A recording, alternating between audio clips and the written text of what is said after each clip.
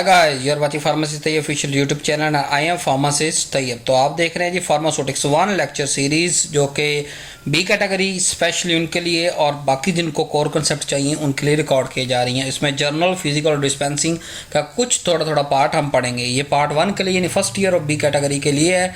तो अल्हम्दुलिल्लाह हम 20 लेक्चर कवर कर चुके हैं। ये इस चैनल पे अवेलेबल हैं और टाइटल आपके सामने है, लेक्चर नंबर आपके सामने है। अगर आपका कोई लेक्चर मिस हो गया है तो आप जाके इस प्ले लिस्ट के अंदर जो फार्मास्यूटिक्स 1 लेक्चर सीरीज़ के नाम से है, जाके अपना वो लेक्चर रिवाइज कर सकते हैं, अपना वो लेक्चर आप याद कर सकते हैं, उसको समझ सकते हैं।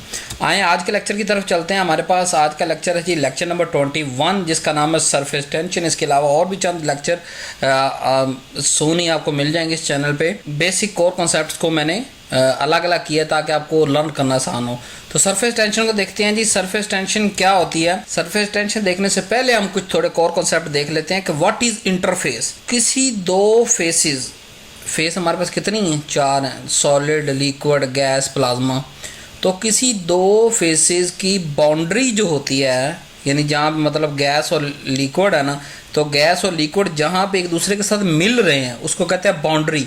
उसको हम क्या कहेंगे? इंटरफेस कहेंगे। एक नॉर्मल टर्म या एक कॉमन टर्म अगर हमने इस्तेमाल करनी है तो हम ये कहते हैं कोई सी भी दो फेसेस ऑफ मैटर, यानी लिक्विड, गैस, प्लाज्मा, सॉलिड, इन दो में से दो फेसेस, कोई भी दो फेसेस जो आपस में मिल रही होती हैं, जिस जगह पे बाउंड्री होती है उसको इंटरफेस कहते हैं। और जब when one face is gas या वेपर, दूसरी जो है वो लिक्विड या सॉलिड हो, तो उस इंटरफेस को हम सरफेस कह देते हैं। यानी गैस, एक तरफ गैस फेस हो, एक तरफ लिक्विड हो, एक तरफ वेपर फेस हो, दूसरी तरफ सॉलिड हो, एक तरफ गैस हो, दूसरी तरफ सॉलिड हो, एक तरफ वेपर हो, दूसरी तरफ लिक्विड हो, तो इन चारों कंडीशन के अंदर, यानी कि गैस या वेपर में से कोई, लिक्विड या सॉलिड में से कोई, इन दोनों में से कोई एक एक अगर हो तो उनके दरमियान जो इंटरफेस है उसको हम सरफेस कहेंगे। आइए देखते हैं सरफेस टेंशन क्या होती है।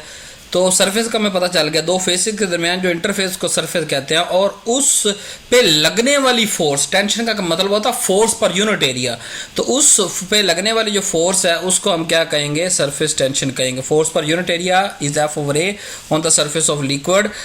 ये न्यूटन पर मीटर है, न्यूटन पर मीटर स्क्वायर है। एफ ओवर ए मतलब फोर्स, वो न्यूटन फोर्स होता है, एरिया मीटर स्क्वायर होता है, न्यूटन पर मीटर स्क्वायर। ऐसे यूनिट इसका ये है कि सरफेस पे लगने वाली दो, यानी जहाँ दो फेसेस आपस में मिल रहे हैं उनकी बाउंड्री को हम सरफेस कहते हैं। उस सरफेस पे लगने वाली फोर्स जो एक फेस दूसरे पे लगा रही है उसको सरफेस टेंशन कहेंगे। एक्सप्लेनेशन हम बताते हैं कि कैसे आप इसको अलग कर सकते हैं। मिसाल, लिक्विड की मिसाल लेते हैं। एक बीकर है, उसके अंदर लिक्विड पड़ा हुआ है। वो लिक्विड के अंदर जो मॉलिक्यूल्स हैं दरमियान के अंदर, यानी उस बीकर के दरमियान के अंदर जो मॉलिक्यूल्स हैं वो उनकी, यानी कि हर लिक्विड मतलब वाटर फॉर एग्जांपल है, तो वो वाटर के मॉलिक्यूल्स एक दूसरे के इर्द गिर्द हैं। यानी अगर लिक्विड के दरमियान में हम जाएंगे ना, तो वहाँ अगर कोई वाटर का मॉलिक्यूल मौजूद है, उसके चारों तरफ वाटर के मॉलिक्यूल्स हैं, तो वो दाएं बाएं ऊपर नीचे फ्रीली मूव कर सकता है, क्योंकि उसको चारों तरफ से एक ही फोर्स जो है वो लग रही है। ठीक है। लेकिन अगर उसी बीकर, वाटर के बीकर की सरफेस की बात करेंगे, जहाँ ऊपर वाली फेस एयर है, हवा मौजूद है ना हमारे पास, तो जहां पानी लिक्विड खत्म हो रहा है बीकर के अंदर, उसके ऊपर एयर है। अब एक तरफ एयर आ गई, दूसरी तरफ लिक्विड आ गया, तो इसको हम क्या कहेंगे? सरफेस कहेंगे। अब जो एयर जो है वो वाटर पे जो फोर्स लगा रही है उसको क्या कहेंगे? सरफेस टेंशन कहेंगे। अब फर्क क्या होगा? जो वाटर का मॉलिक्यूल दरमियान में मौजूद है वो इजीली मूव कर सकता है, लेकिन जो वाटर के मॉलिक्यूल सरफेस पे मौजूद है वो टाइटली पैक्ड हो जाएंगे, वो एक स्किन लाइक जो है वो स्ट्रक्चर बना लेंगे, वो जो है वो बिहेव करेंगे different as compare to liquid के जो मॉलिक्यूल मौजूद होंगे दरमियान के अंदर, तो उनसे वो जो है वो डिफरेंट करेंगे ड्यू टू सरफेस टेंशन। अब अगर हम बात करें लिक्विड फेस अंडर टेंशन है, surface area of molecule is reduce, लिहाजा जो सरफेस पे मौजूद मॉलिक्यूल्स उनके जो है वो सरफेस मॉलिक्यूल होगा, उसका एरिया जो सरफेस एरिया वो रिड्यूस हो जाएगा, कम हो जाएगा। This explain the characteristics rounded shape that liquid form when dropping. अब हम एक और एग्जांपल समझ लेते हैं एक तो मैंने आपको बीकर की समझा दी ना कि बीकर के अंदर पानी मौजूद है, उसके दरमियान वाले जो मॉलिक्यूल्स हैं बीकर के बिल्कुल सेंटर के अंदर, अगर बात करें लिक्विड के सेंटर, तो वो चारों तरफ से इक्वल फोर्स से खींचा जा रहा था, वो फ्रीली मूव कर सकता है। लेकिन अगर हम उसकी सरफेस की बात करेंगे तो वहां एक तरफ तो लिक्विड मौजूद है, दूसरी तरफ एयर मौजूद है, और वो एयर उस पर प्रेशर लगा रही, फोर्स लगा रही है, उस सरफेस, उसे सरफेस टेंशन कहते हैं जो वो फोर्स लगा रही है, और इसीलिए वो सरफेस जो है वो स्किन लाइक जो है वो स्ट्रक्चर बन जाएगी, वो टाइटली पैक्ड हो जाएगी, उसका सरफेस एरिया रिड्यूस हो जाएगा सरफेस पे। तो इसका मिसाल अगर दूसरी तरह समझना चाहें कि पानी का कतरा हम अगर वो छत पे खड़ा होकर एक पानी का कतरा नीचे फेंके तो वो हमें राउंडेड शेप ही क्यों नजर आता है, वो ओवल शेप या किसी और शेप का क्यों नहीं होता, वो राउंडेड शेप की होता है। ये भी सरफेस टेंशन की वजह से।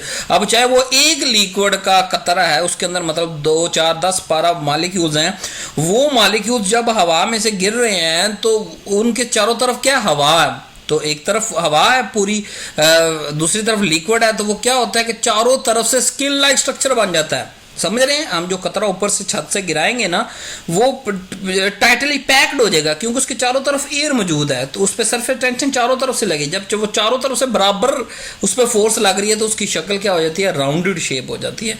तो ये सरफेस टेंशन समझने के लिए ये फिनोमेना भी आप समझ सकते हैं कि गिरने वाला कतरा हवा के अंदर वो राउंडेड शेप होता है ड्यू टू सरफेस टेंशन।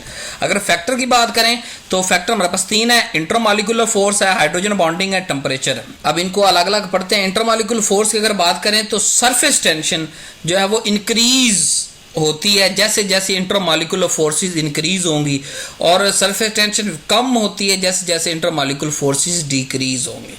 अगर दूसरे हम बात करें हाइड्रोजन बॉन्डिंग की, तो हाइड्रोजन बॉन्डिंग के अंदर हमारे पास सरफेस टेंशन जो है वो इंक्रीज होगी जैसे हाइड्रोजन बॉन्डिंग बढ़ेगी, और जैसे हाइड्रोजन बॉन्डिंग कम होगी वैसे सरफेस टेंशन कम होगी। अगर टेम्परेचर की बात करें तो सरफेस टेंशन डिक्रीज होगी टेम्परेचर बढ़ने से।